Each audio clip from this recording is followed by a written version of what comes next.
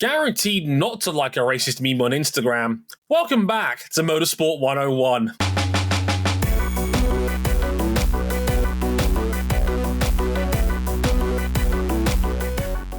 I was telling them for years that this dude was like this. Rest in piss, Noah Gragson. I will only have 2 words to add to this dialogue. Pack watch. Welcome to episode 463 of Motorsport 101. I'm your friendly neighborhood host, Dre Harrison. And over the next hour, we're going to talk about some more fun and actually entertaining things about American motorsport and not some dickhead from NASCAR. Well, formerly NASCAR. I walk out here with every night with hustle, loyalty, respect on my sleeve. That is the creed that I've adopted from the men and women who defend this social media platform. We have caught and compromised to an indefinite end the Legacy Motorsport Club employment of Noah Gragson. Legacy Motorsport Club? Fuck. Legacy Motor Club. The artist formerly known as Petty. Literally and figuratively. Yeah, that's fun. Oh, by the way, I'm Dre Harrison. Welcome to Motorsport 101, by the way. We're going to talk about IndyCar's Music City Grand Prix in Nashville. Oh boy! Now we were cycling through this calendar for IndyCar, and we looked at Nashville and I was like, "Oh no, here we go again. Nashville's going to be a shit show again, isn't it?" And actually, it turned out to be a pretty good race. Generally speaking, the drivers behaved themselves, and it turned into a good strategic race. What's not to love? Loved it. Yeah, good stuff. RJ O'Connell, like, your crops are flourishing over there because your home race finally came good. It's crazy. I have not lived in the southeastern United States for nearly 3 years now, right? If I need to go to Nashville, that's a flight away now. And I haven't made that flight ever since I moved up here to somewhere in New England. But generally speaking, good race. And hey, King is back. Long live the King. And it's been a hot minute, but Kyle Kirkwood is back on the top step of the podium. We told you this boy was good. We've told you numerous times we thought this boy was good. We dedicated an entire podcast to talking about how we thought this boy was good. And it turns out that boy is good. Isn't that right, Cam Buckley? Damn right. You're damn right he's good. King Kyle never left. He just was, chained to a fight drive for a year. It's crazy. 1 year ago, his race ended with him just broadsiding David Malukas into a tire barrier. I remember that. How fortunes change. But not for David Malukas, who had a combination rear wing and gearbox failure all in one go. Yeah, had a fire on the car, which caused his rear wing to fail, which is about as... that's about the most David Malukas thing that possibly could have happened. His year has not been a good one, has it? As Jason says in that chat, cartoon anvil treatment right there. Yeah, it's like just when you thought things are going well for him, the anvil falls on his head. He's 17th in the championship right now. David Malukas deserves better than that. And yeah, was the cartoon anvil signed on loan from Alexander Rossi? Might have done. I don't know. Given how Rossi's weekend went, I think it actually was one of those missiles that splits off into multiple cartoon anvils. Oh, it's the cluster bomb from Worms Armageddon. If not, the blast range of the concrete donkey was large enough where both of them got collected in the same Interestingly enough, if you told me that the concrete donkey was a honky-tonk bar in Nashville, I would believe you. Yeah, no, without a question. Like, okay, what street's it on? Exactly. The wing's good? It's just around the corner. So we're going to talk a little bit about that. Kyle Kirkwood taking his second win of the year ahead of Scott McLaughlin, who did everything right and finished in second again in Nashville from pole position. He must be thinking, God, what have I got to do to keep doing this? And wait, hang on a minute. Alex Palou was third again. How does this keep happening? Why? How? This man was born with a natural 20 in his hands. He's just invulnerable to all threats, physical or magical. He is the walking, like, he is the greatest D&D player of all time, clearly. He only rolls 20s because he finished third when he really shouldn't have done. We'll get into a bit more detail as to why that was, because this was a game of strategy all race long. We'll talk a little bit about a certain surprise debut, because Linus Lundqvist was in there this weekend in the number 60 car this weekend and did pretty well until he crashed. But hey, the vibes are good coming out of him because he'll be taking over again this weekend for the Indy Road Course race, the Gallagher Grand Prix, the second Indy Road Course race of the year. But it might be coming at Simon Pagenaud's expense. We'll talk a little bit more in detail about that because I've been waiting for the right podcast to talk about this in more detail, and this feels like the right one. We'll talk about that and a little bit more about Nashville. Not only... Well, we kind of hinted at this towards the end of last week's show as a breaking news story, but now we have it officially official that Nashville will be staying on the calendar as the season finale going forward, and it's a new layout featuring Broadway. It looks like a pork chop. So we'll talk. Looks like a musical note. Tell the good people where you can find this podcast. We are on motorsport101.com for all of our podcasts and all of our extra written content written by yours truly. If you want a massive deep dive into my weekend at Silverstone and, of course, the MotoGP race itself, you can read that, or my thoughts on IndyCar's Music City Grand Prix in extra detail over on there as well. Early access is just $1 for the month of August over the summer break. No better time to be a Patreon backer than right now. Motorsport101.com has a Patreon page on there, patreon.com/motorsport101 if you want to back us financially on there to support us as well. And on social media, we are at Motorsport101pod on Instagram as well as on X. Fuck off, Elon. X at motorsport_101. Our personal handles are at Dre_WTF1, at RJ O'Connell, and at C Buckley 917. Without further ado, let's get into the Music City Grand Prix at Nashville.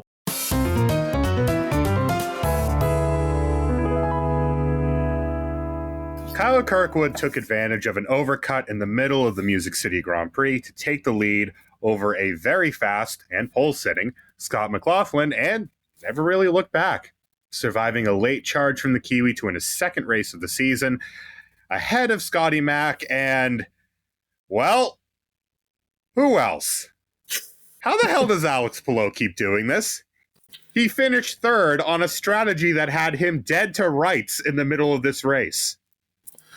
So, gang, are we surprised we beat the Crashville allegations?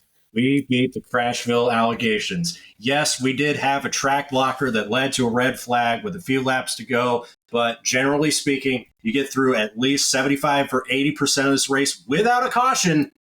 We have beaten the Crashville allegations. We've done it. We've done it. And let's be real, they only threw that red flag because IndyCar has developed a severe allergic reaction to finishing races under yellow. I can't help but keep scratching it. Okay, Clint Boyer. So Scott McLaughlin is pretty much got this first stint in control, and he's got in control on the alternate tires, which are pretty much junk. It's a hot day. This is a primary tire race, but fair enough, he stretches more life out of these tires than he should have. Pits after 25 laps. Then it settles into Romain Grosjean versus Kyle Kirkwood in the battle for the lead. Grosjean comes in one lap, Kirkwood comes in the next, and McLaughlin comes out behind Kirkwood and ahead of Grosjean, and McLaughlin would never regain the lead or net lead of the race thereafter. Kyle Kirkwood, I would hesitate. I would not want to call him like a street circuit specialist because, like, I've seen it in Indy Next. He's good at all types of circuits, but he's been very good on street circuits this year. Yeah, I mean, it's a bit early days. I mean, we are still talking about a guy that's only had 30 IndyCar starts, and 18 of them were with AJ Foyt, which might as well not exist in the grand scheme of things. But it's the second street track that he's won, and both races were very similar in that pace was the order of the day.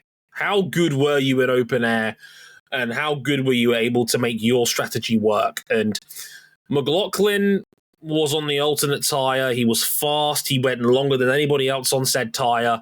It was a primary tire race. And shout out to Bryan Herta. Like, we forget Bryan Herta was being race engineer for his own son until the round before Long Beach this year.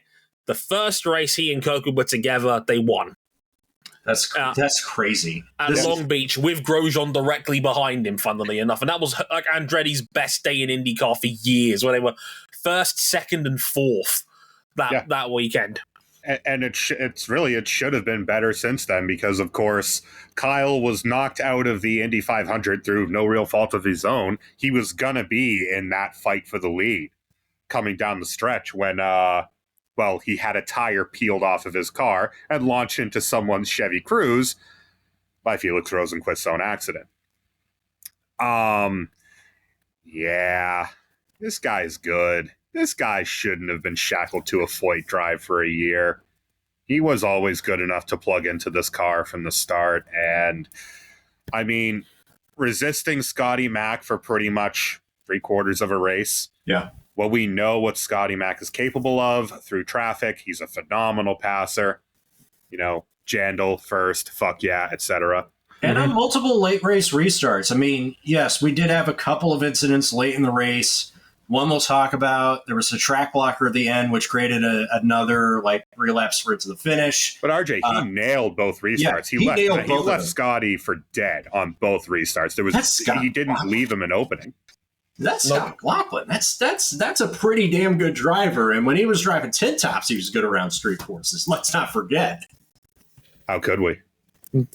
Yeah, he's always been this good. He's all to borrow a line from Peter Drew and Lionel Messi won the World Cup. He's always been the point of difference, and he has proven he can do this at every level of motorsport, and he continues to do so.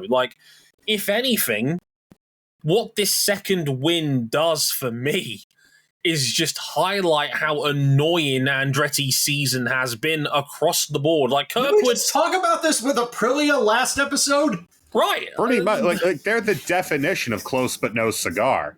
And right. Kirkwood and Herta very much kind of blown as hot or as cold as Andretti is blown. Colton Herta. He was running up front for a good chunk of this race. First he gets bullied and gets passed by 8 cars in the space of a handful of corners, and then his car dies during the red flag. Yeah, it was a brutal weekend for him. It was weird because he got out of the way of Pato O'Ward driving into the rear of Scott McLaughlin's car on a restart, and then he just got bullied by a bunch of people, including Kirkwood. Kirkwood was one of the dudes who nudged him. His own teammate hit him. I was going to make this point. Kyle Kirkwood has been tremendous this year. He is absolutely one to watch as a future title contender. I actually saw in Marshall Pruitt's latest silly season update, Penske are apparently eyeing up Kirkwood as a future willpower successor. Oh, dear God. Could you imagine a fleet of Penskes with Newgarden, McLaughlin, and Kirkwood? Could you imagine Joseph Newgarden as the old guy in a Penske stable? What the hell is this? Right. The point I'm getting at here, right, is that if anything, it's been frustrating that Kirkwood still is a little bit rough around the edges. He still is a bit dodgy in terms of his racecraft. We saw it in Toronto where he hit the back of Helio Castroneves' car and caused a multiple car accident.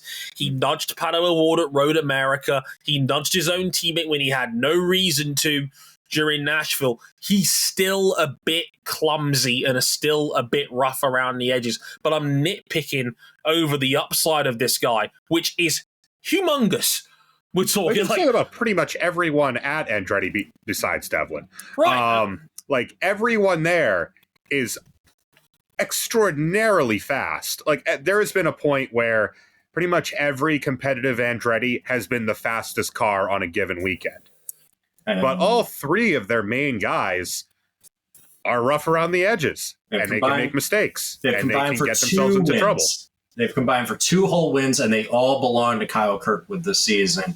It's not a good first race for Colton Herta at his first race in Nashville since moving to the area. Romain Grosjean tried the Christian Lundgaard mustache trick, got him back in the top 10, thankfully. Solid from Grosjean, but he decided to shave the mustache.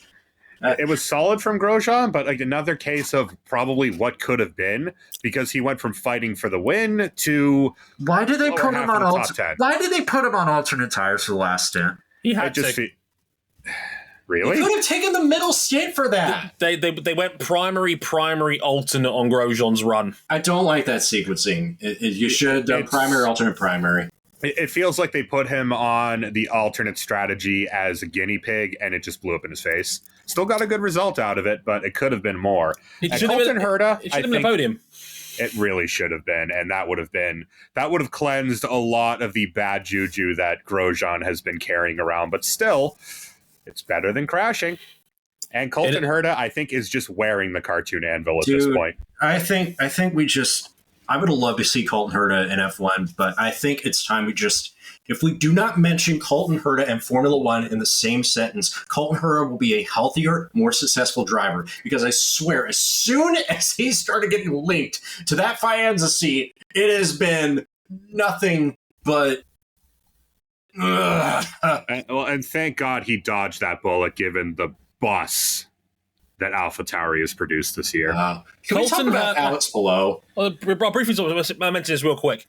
Colton Herta has now gone 25 races since his last win. Oh, that seems impossible. And it feels like there's been a dozen races that he could have won, and through Andretti issues or self-inflicted errors, he just hasn't.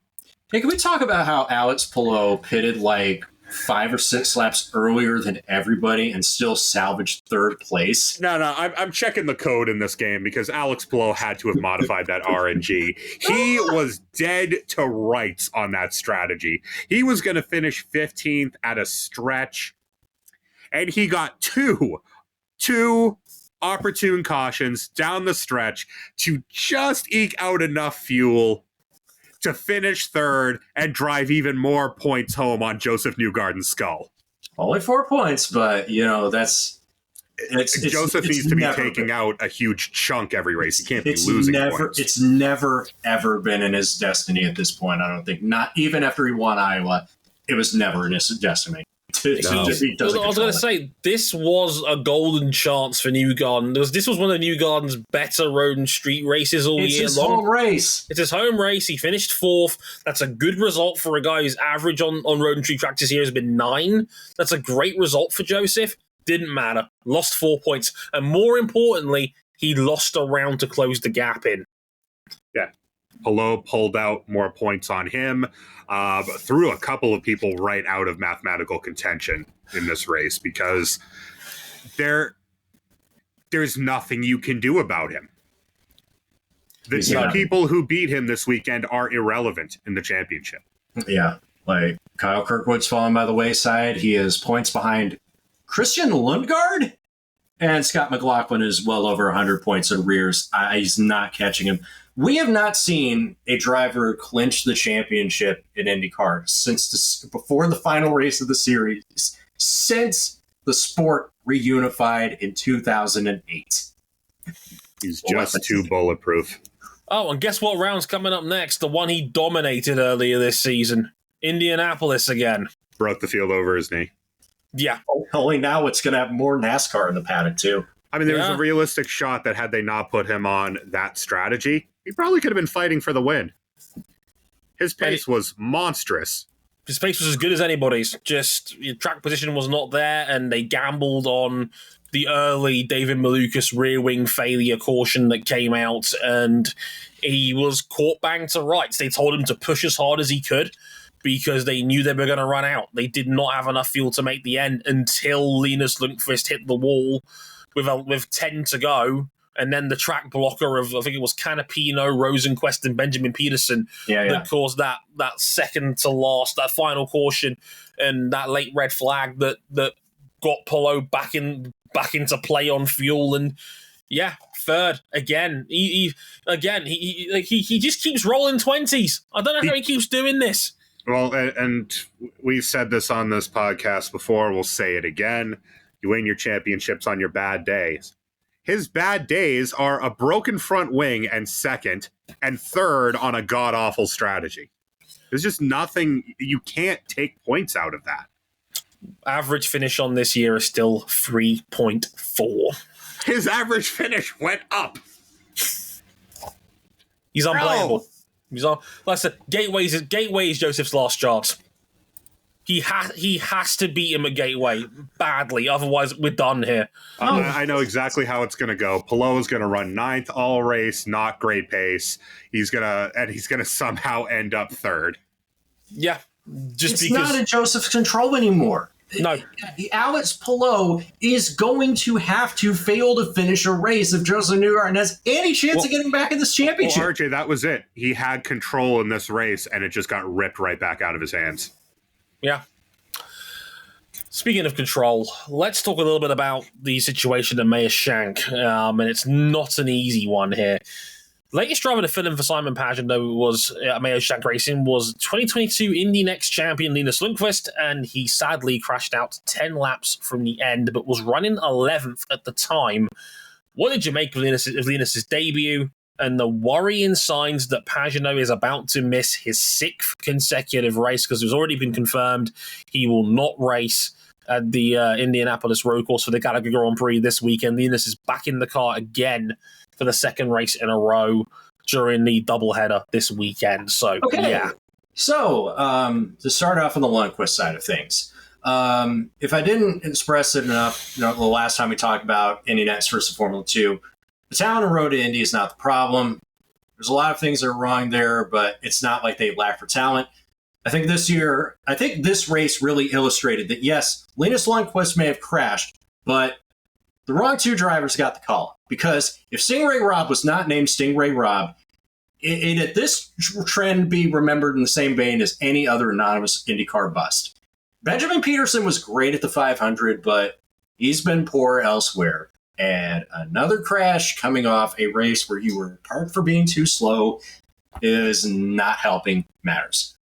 Linus Lundqvist has come in and changed the fortunes of a team that is, by and large, underachieved this year.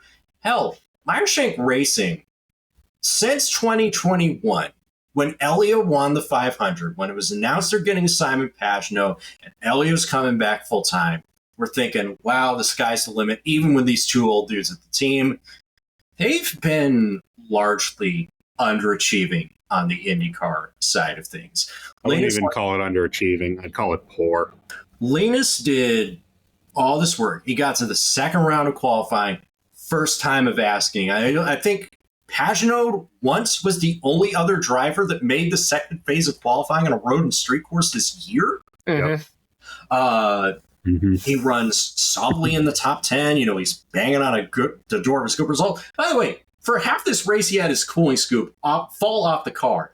And anybody who's lived in the Southeast will tell you that, it was a spicy humid ball. Down there. We saw it with the tires, that the alternate tires was just too hot for them. They just melted in the sun. Mm-hmm. Linus 18-degree weather.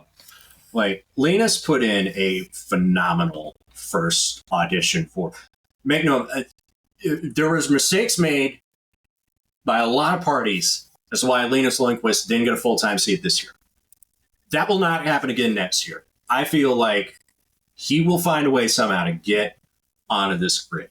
And I hate that this opportunity is coming at the expense of Simon Pagenaud, an Indy 500 winner, IndyCar champion, a Le Mans overall runner-up, a Daytona 24-hour winner.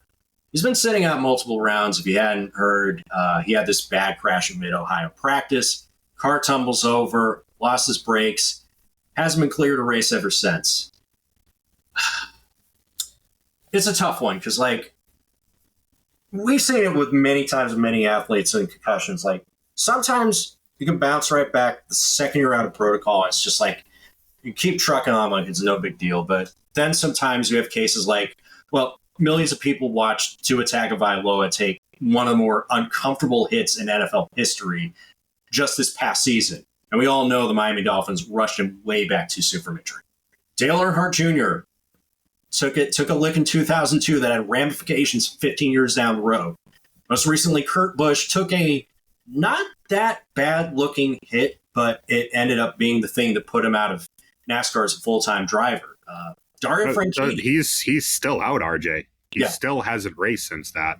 Dario doesn't Franchitti look like he's going to. Dario Franchitti as well. When he hit the catch fence in Houston, doctor said, yeah, you're never going to race again. What I do like is that Simon's been very transparent about his timeline for recovery. They're not rushing him back too soon. I just say that if you're out here thinking that MSR is just doing this as a convenient means to audition other drivers or that anybody's lying about this, you're frankly a damn idiot, in my opinion. Yeah, I mean, to be fair, we all want Simon to come back. We all want to come back.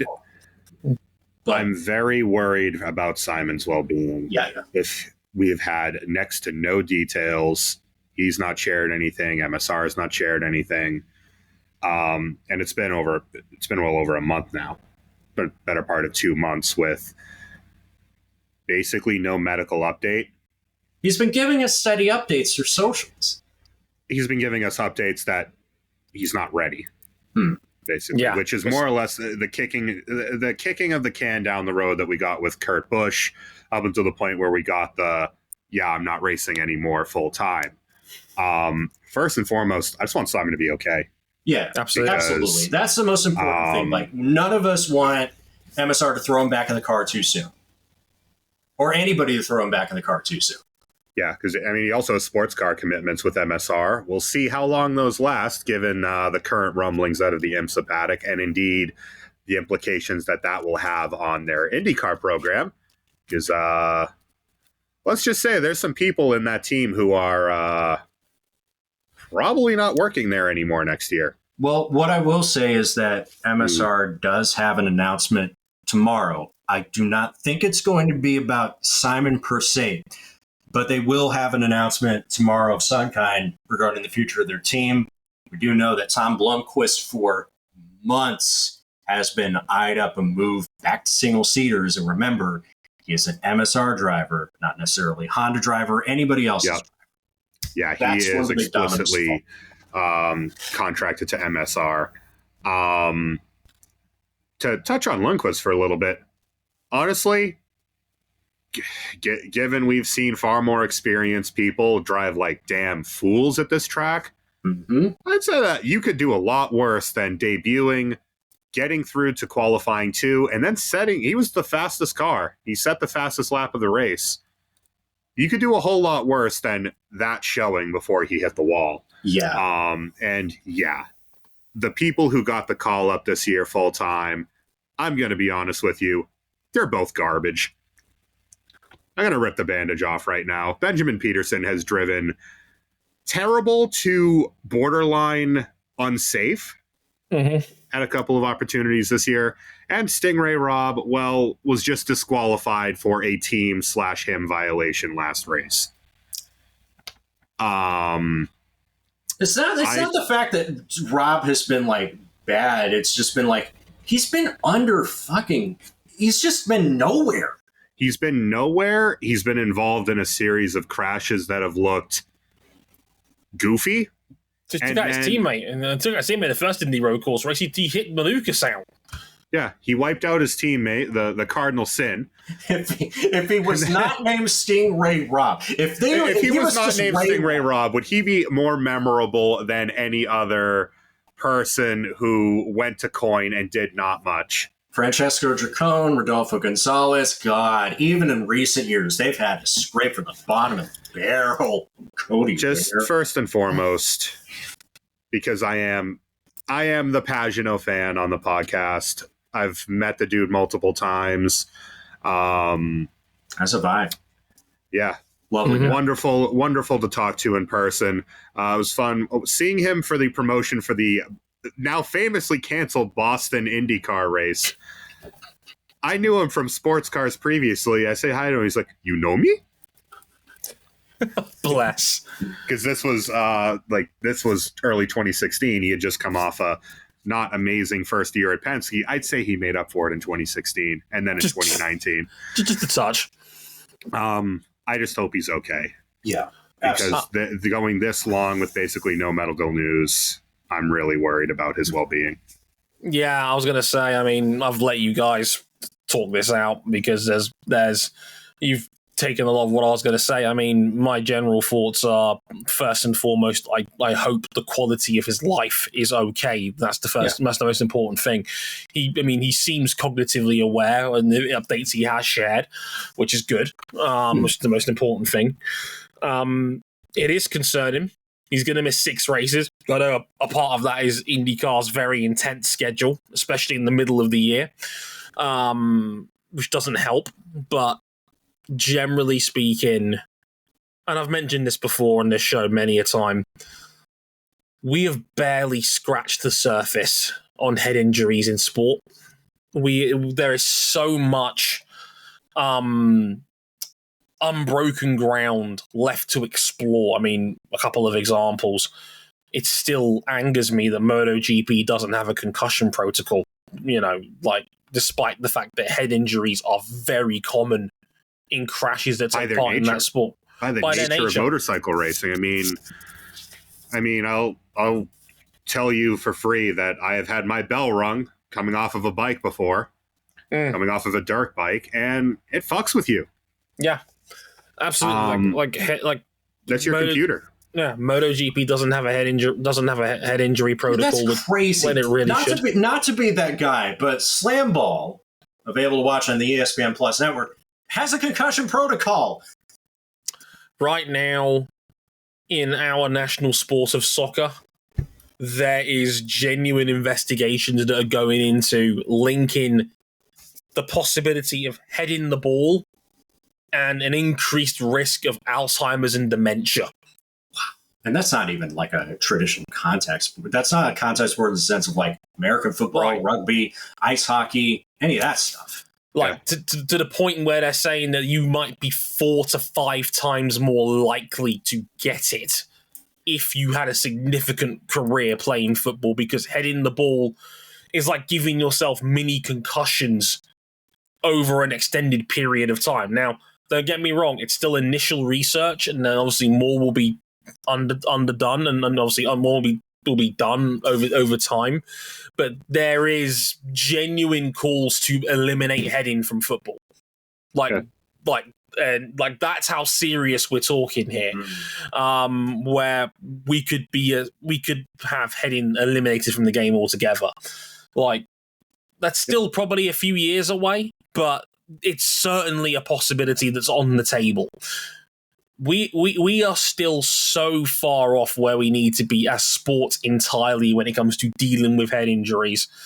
And look, the worst way is I'm spitballing here because we just don't know how hurt or how far off full fitness Simon Pagenaud even is. And don't get me wrong, he has no obligation to tell us. I need to stress this. Yeah, but I need to stress this because, and Cam's absolutely right. I said it when Michael Schumacher got hurt, and I will say it again here. He owes us nothing. It's a medical issue. That's between him and his doctors. That's got nothing to do with us.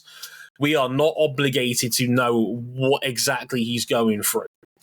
But as a sports fan, as a racing fan, having seen what happened with Kurt Busch and how the parallels are too much to ignore at this point, I'm concerned.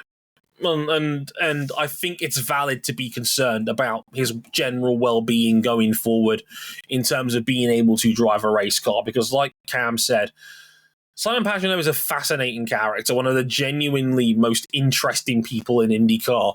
He's raced so many different disciplines over the last 20 years. He's a genuinely funny, entertaining person. He's never taken himself too seriously. And he's a fantastic race car driver and has been for many, many years, one of the best in the series. I say pretty much everywhere he's gone. I watched him starting out actually in LMP2, in the mighty LMP2s of the late 2000s with the Acuras, and then got a factory Peugeot drive that only ended because Peugeot up and shuttered the program at the end of 2011. I remember his first year in Champ Car in 2007. I actually actually showed some people that first race on the streets of Las Vegas, but not the streets that F1 was racing around. No, these are far less glamorous streets, but Simon Pagenaud did a pretty good account for himself in that rookie year against his teammate, Will Power? I just remember him in the final stages of Le Mans 2011, just in what is the closest finish of the modern age at Le Mans, not the closest finish of all time, but certainly closest in the last 50 or so years, just going blow for blow with the crew in the number 2 Audi in changeable conditions, in a car that was perhaps half a step off of where Audi was in 2011, just wringing its neck. And then, everything he's done in IndyCar, it's been a lean couple of years, but he put the field in a casket in 2019 at the 500. Oh, massively. One of the most dominant 500 performances of the modern age. Like, to only echo what Dre said is, again, he doesn't owe us an update. He owes us only what he can tell us when he's ready. I just hope he's okay. Yeah, indeed. That's the only thing I can say about it, is I hope he's all right, and I hope this isn't the end of him in a competitive racing car, because he is one of my favorite drivers still taking part in any series. Absolutely. Like, if heaven forbid, we've already seen Simon Pagenaud drive his last race in IndyCar. 15 wins, 38 podiums over a 14-year career across both sides of the split, including time off. He won Rookie of the Year in both Champ Car and IndyCar. That is a remarkable achievement. It's just, I don't want to see it go out this way, but all we can do is just hope for some better news down the road. We'll stick with you on this one, RJ, as well, because we got the news literally breaking as we recorded our Formula E season finale last week that Nashville is now confirmed as the season finale of IndyCar, moving away from Monterey and the Laguna Seca race. It's going to be over there. It's got a new Broadway layout. RJ, you're the biggest champion advocate of this place. As the resident Nashville expert, let me just talk a little bit about the new course. Okay, so if you're the promoter of this event, you had Broadway, the big street. It's like if you were to have a street race down Las Vegas, you got to have the Strip. If you're to have a street race in New York City, you got to have Times Square in it somehow, although you really can't do that nowadays. But you can have a race through Broadway if you're racing in Nashville. Had to happen. Kind of feels weird that they didn't have it. Plus, you open up the event to be more like a festival-type event, and that's what the promoters of this event are promising. Concerts every night on the race weekend, promising another great time at the world's largest, fastest outdoor bachelorette party / paddle tavern.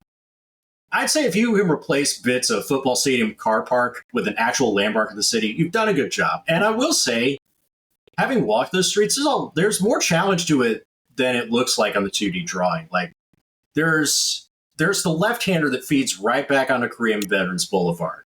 It feeds right back on the bridge. That's an off-camber uphill corner. That's going to be interesting to negotiate. And as Marshall Pruitt wrote this week, a lot of mechanics and teams will be happy that the current Turn 11 that passes by the current Nashville Stadium is gone. Though I look at that new left-hand hairpin going east off the bridge and then wrapping back around where Turn 9 used to be. Could be great. Could be a mess. Could be a hot mess. I don't feel like I can lie. I'm disgusted. Well, remember, if this new course flops, you can blame the Tennessee Titans for deciding, no, we don't want to renovate our new stadium. We're going to build one at $2.1 million next door, which, by the way, the same cost adjusted for inflation that it took to build the current Wembley Stadium. Yeah. Well, when in doubt, blame the Titans. I think we can say that for a lot of things. The first thing I see when I see the new layout... Musical note? I actually thought Boxy Avis, which I'm sure now Ryan Eric King is now sharpening a knife somewhere. Pork chop. I think Two things. They took away pretty much all of the choke points that cause all the stupid track blocking incidents that we've had here. Oh, yeah. Like, without Conversely, I think they've also taken all of the track's personality away, too. Which is probably not a good thing to say about a track, I think. You've fixed all the problems, and now it has no personality. It still has the bridge, and as I mentioned, a bridge is not a personality for a racetrack. Not for Nashville and not for High Speed Ring. Can't argue that it's not a monument of the track. My general thoughts on it is I'm pretty neutral to it. I think it's funny that it looks like a pork chop. I think that pit lane is going to be very interesting to see in real time. It's going to remind the worst pit lane entry I have ever seen on a racetrack. The pit lane is going to be like a hot mess. And ironically, that's inside a parking lot to Nashville Coliseum. Of course it is. I was going to say, it looks like a mess to me, like that pit lane entry and whatnot. I think the track itself is fine. Yeah. I think it'll race well enough. You've still got the bridge as a major to overtake choke point. The drivers I'm sure will use push to pass to potentially overtake on. I think it's fine. I don't think it's going to blow anybody away. And I think by the time it actually rolls around next year, I don't think we're going to notice the differences very much. Besides the pit lane, which will be a mess, like Detroit's was. And look, I love Laguna Seca. We all love Laguna Seca. And growing up, watching American Open Wheel Racing, to me, Laguna Seca, I always remember that as a finale or a championship deciding round. Attendance reports aside, it's typically not a track that's conducive to race finishes that aren't painfully routine. You get a high percentage of front row starters to go on to win the race most of the time. And that's part of the reason why people saw Sonoma as a not good place for a championship decider. And that place did not have a whole lot of American Open Wheel Racing cachet. Slash was only in one Gran Turismo game and not several. Auto Club Speedway has held championship finales, but now they don't know what to do with it. They want to turn it into something else, or they might just tear it down entirely. I don't know. St. Petersburg, Long Beach had interesting championship finales, but they only got uprooted out of their spring dates because of a once-in-a-generation pandemic. And, well, a finale at IMSRO, of course, just ain't it. I get the skepticism. I get that with the shitty amount of nasty work that the Tennessee GOP is doing in their own state, the amount of money that's being put behind this trends towards sports washing. But just by itself, as an event, it might just work. I'm willing to give it a chance. Fair enough. I can't really argue for much more than that. And that'll just about do it for this episode. IndyCar is back this weekend. It's for the Gallagher Grand Prix. It's at the Indianapolis Road Course for the second time this year. Maybe the last year we get two of these in over a season because it's looking like the Milwaukee Mile will take its place next year. So enjoy it while it comes around. I think they're gonna cut the number of laps as well, because I think they did that last year. I think it was 75 instead of 85 laps. I'll have to wait and see. Potentially the last in NASCAR race around the road course this coming weekend. Please, no more. Please kill it after this year. Every NASCAR race around this track has been total fucking chaos. You're going to get the Brickyard 400 back, and you're going to like it. I am not going to like either of these options. What if we added Kamui Kobayashi this weekend? It's still no dice. He drives a hard bargain, RJ. What if we gave you Kamui Kobayashi and Jensen Button and took out Noah Gragson and replaced him with Mike Rockenfeller? You're getting there. It's a stop. I'll throw in my counter offer tomorrow. God, yeah. We really are trying to become a NASCAR podcast. Have your people call our people. But until then, I've been Dre Harrison. They've been Cam Buckley and RJ O'Connell. We'll catch you next week for, again, as mentioned, IndyCar at the Gallagher Grand Prix. Until then, thank you very much for listening. Sayonara.